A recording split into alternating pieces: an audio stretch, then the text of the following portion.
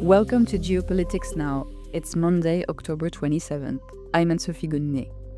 Today, Pierre Haski examines the massive gap between pause and peace in the Middle East, from Lebanon to Gaza.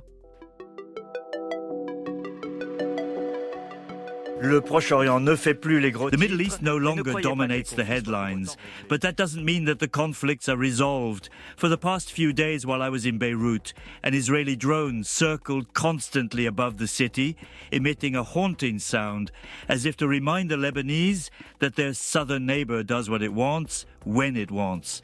In Lebanon, Gaza, the West Bank, or even Iran, none of the conflicts of the past 2 years are truly on the path to resolution. Pressing pause provides relief for the populations and offers a respite where the clash of weapons was causing havoc. Nothing more. In Lebanon, up to the highest levels of government, the question is not if a new war with Israel will happen, but when. Since the ceasefire signed 11 months ago, Israel has bombed targets in Lebanon almost daily. 2 people were killed on Sunday in the south. And the key issue of Hezbollah's disarmament, which is unsolvable according to a well-informed Western diplomat, risks triggering a new confrontation. And for what reason, Pierre? The Lebanese Council of Ministers voted to disarm the Shiite militia, which was considerably weakened by last year's war, but not annihilated.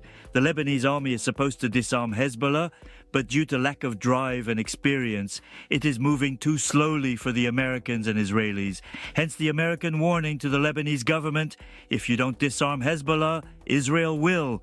The Lebanese dilemma, according to my contacts in Beirut, is a choice between the risk of civil war by forcing Hezbollah's rapid disarmament and a new Israeli intervention. No Lebanese political leader will risk a new civil war after the one that still marks the country 3 decades after it ended. Between two evils, that of an Israeli war appears less divisive. A month before a planned visit by the Pope to Lebanon, this is not an encouraging outlook. What can be said of Gaza, where, with the first phase of the Trump plan almost complete, the transition to the second, more political phase seems mission impossible. Once again, there is the question of disarmament, this time of Hamas. Could the fighting in Gaza resume? The impasse is perilous. Hamas has in fact regained control of the part of the Palestinian territory evacuated by the Israeli army.